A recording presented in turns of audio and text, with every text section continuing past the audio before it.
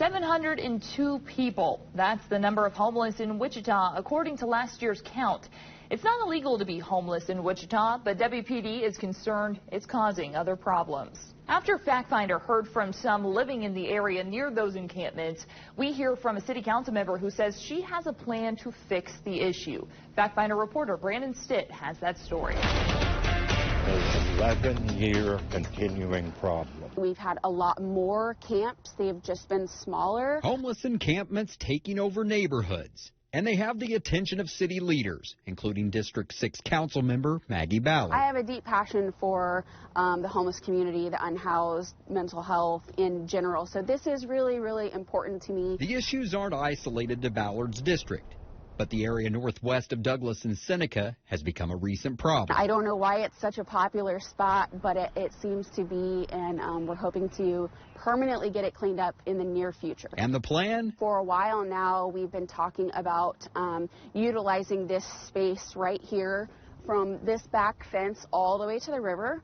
And each section from street to street would be a different little park. We can stop the behavior immediately when it comes to a park. Officer Sweetall with the homeless outreach team says outside of parkland, police can't just make a homeless person leave. We want to make sure that we follow the rules and don't violate someone's civil rights, but we also want to make sure that we keep our city clean and do the right thing. So with the new park, it won't be such an open space just for it to be able to be a dumping ground or used for encampments. For Factfinder Investigates, I'm Brandon Stitt. Bids for the park are expected to happen next month, with construction starting in March. And if all goes planned, it will be completed by the fall. Factfinder and the Winfield Police Department want to warn you of a scammer impersonating Evergy. Scammers are telling residents that their utilities will be cut off if payment is not made over the phone. If you get this call, immediately hang up. Evergy does not provide services inside the city limits of Winfield, and the Winfield Customer Service Department does not call and demand payment over the phone for utilities. Factfinder wanting to warn you as tax season is quickly approaching. I'm sitting down with Josh Planos with the Better Business Bureau. And Josh, you know, when tax season approaches, also scammers are looking to steal people's information. And the BBB has a good way to try to, you know, keep folks from losing their information, and that's to file early, right? It is. The best way to avoid tax identity theft is to file those taxes as early as possible, which this year will be Monday, January 29th. You have until, I believe, April 15th to get those filed. Filing early, though, prevents identity theft since it reduces the window of opportunity for thieves to submit fraudulent returns. Filing early will also minimize that chance that you'll be targeted by tax preparation schemes that are often too good to be true. And it'll also help you avoid those last-ditch efforts that scammers make to hurry, sadly, the most vulnerable through the process with false guarantees. And what are some of the key red flags, the big red flags that folks can keep an eye out for? So the method in which you're communicated is probably the primary one. Unsolicited communication makes up the vast majority of the scam reports that are received by the Better Business Bureau. But with tax preparation type schemes or schemes in which folks are asked to provide back taxes, the method in which folks are actually being communicated with typically gives it away. The IRS typically does not make phone calls. They don't send text messages. They send letters. So look to the medium for some guidance. But also, threats and intimidation tactics, requests for upfront payment through non-traditional means like prepaid debit cards or wire transfers or gift cards is typically a red flag.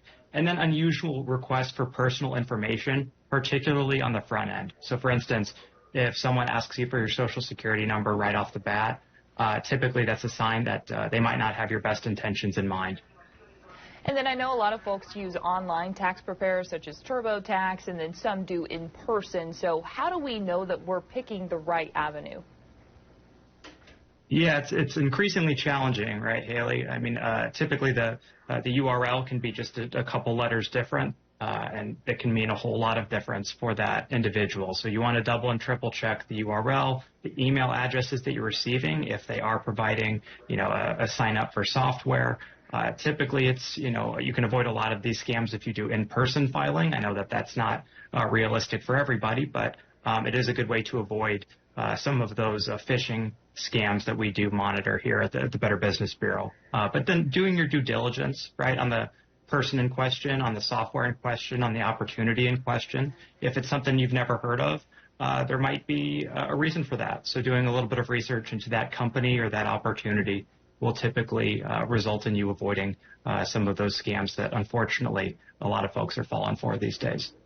And then, Josh, whenever anyone files, a lot of that sensitive information is out there being shared. So how do you keep your sensitive information protected during the season? Yeah, a shredding machine is a good thing to have this time of year. Sadly, we hear from folks who have personal information lifted from their own trash cans because they're just discarding it like they would, a candy wrapper. And you want to make sure that if it's sensitive, that it is destroyed, at the very least that you are taking the necessary precautions to secure your identity in the ways in which that you're able. Typically, when you file in person, there will be a process that the company has that will keep that information safe. Very challenging when you're doing it digitally or online. So it is something to be cognizant of, not emailing to unsecure lines, that personal information. To ensure that, there's some dual-factor authentication on your accounts that are most sensitive, things like your bank accounts. This is a really good time of year to do, a little bit of a digital refresh for yourself and kind of get up to speed on what some of those best practices are regarding cybersecurity. All right, Josh Planos with the Better Business Bureau. Thank you. We've had a 45% increase of clients coming to us from this point last year. So it's been a big increase. Consumers are looking for ways to handle their debt after the holidays, but multiple government agencies are warning about fake promises. That's next on Factfinder Investigates.